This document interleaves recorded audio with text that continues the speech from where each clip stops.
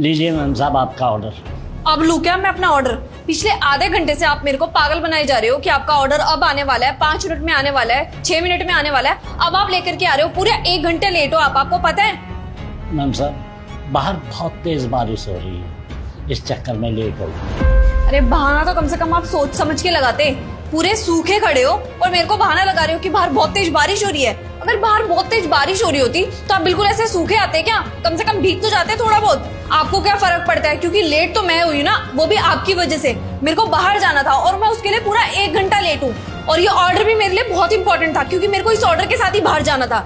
लेकिन आपको तो अपना शौक पूरा करना होगा, मुझे पक्का पता है। कहीं बैठ करके कुछ खाने पीने लग गए होंगे या तो दोस्तों के साथ गप्पे लड़ाने लग गए होंगे। आपको फर्क क्या पड़ता है कस्टमर से? ऐसा ही नहीं है मैम साहब, जब मैं वहाँ से चला था तो बहुत तेज बारिश हो रही थी। अब भी मैं मोटरसाइकिल को साइड में खड़ी करके आपका ऑर्डर बहुत बचा बचा कर लाया है ताकि वो भीग कर खराब ना हो जाए। मैं सच कह रहा हूँ, अगर आपको विश्वास ना हो तो थोड़ा बाहर निकल कर देख लीजिए। अगर फिर भी आपको ये लगता है कि मैं झूठ बोल रहा हूँ तो उसके लिए सॉरी मैम साहब। हाँ हाँ ठीक है, लाओ दो मेरा ऑर्डर। ना लेट कर दिया और लेट कर रहे हो ऑर्डर। 1 सेकेंड, ये क्या है? ये ऑर्डर तो मेरा है लेकिन ये चॉकलेट मेरी नहीं है क्योंकि मैंने कोई चॉकलेट ऑर्डर की ही नहीं थी। ये कहाँ से आ गई? हाँ मैम साहब, आपने चॉकलेट ऑर्डर नहीं की थी, ये चॉकलेट मेरी तरफ से। आज मेरे बेटे का जन्मदिन है तो इसलिए जहाँ भी मैं डिलीवरी देने जा रहा हूँ तो उस घर में एक चॉकलेट अपनी तरफ से दे रहा हूँ ताकि मैं अपने बच्चे का जन्मदिन मना सकूँ। बेटे का जन्मदिन है ठीक है, लेकिन आपको तो बेटे का जन्मदिन अपने घर पे मनाना चाहिए ना। ये क्या तरीका है लोगों को चॉकलेट बांटने का? यही तो परेशानी है मैम साहब, मेरा बेटा गांव में रहता है और मैं यहाँ काम करता हूँ और मैं अपने बेटे के साथ उसका जन्मदिन नहीं मना सकता। तो अंकल गांव में भी तो आप जा ही सकते थे ना, छुट्टी ले लेते, छुट्टी तो दे ही देते ना।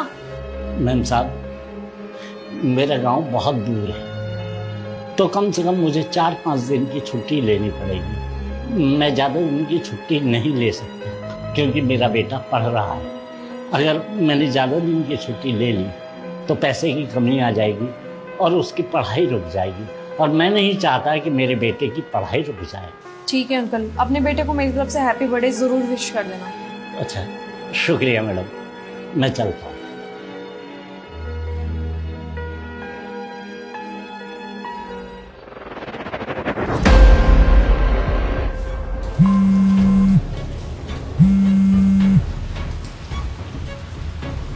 हेलो जी मैम साहब। अरे अंकल आप ये गलत ऑर्डर लेके आ गए। मैम साहब ऐसे कैसे हो सकता है, ये आप ही का ऑर्डर लेके आया हूँ मैं। एक बार आप अंदर आओ तो सही। ठीक है मैम साहब, आता हूँ।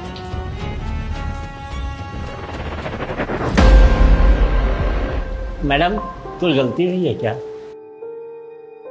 नहीं नहीं अंकल जी, आपसे कोई गलती नहीं हुई। आपने तो मेरे को सही ऑर्डर दिया था।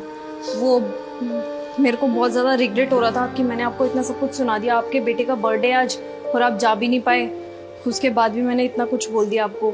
आप सही कह रहे थे, बाहर बहुत तेज बारिश हो रही थी, मैंने अभी देखा। प्लीज़ मेरे को माफ़ कर दीजिए। और हाँ, ये गिफ्ट ना आपके बेटे के लिए है। वो मेरे भाई का भी बर्थडे था पर अभी उसका 2-3 दिन बाद है, मैंने उसके लिए ही गिफ्ट लिया था। पर कोई बात नहीं, मैं उसके लिए बाद में गिफ्ट ले लूँगी, ये आप रख लीजिए।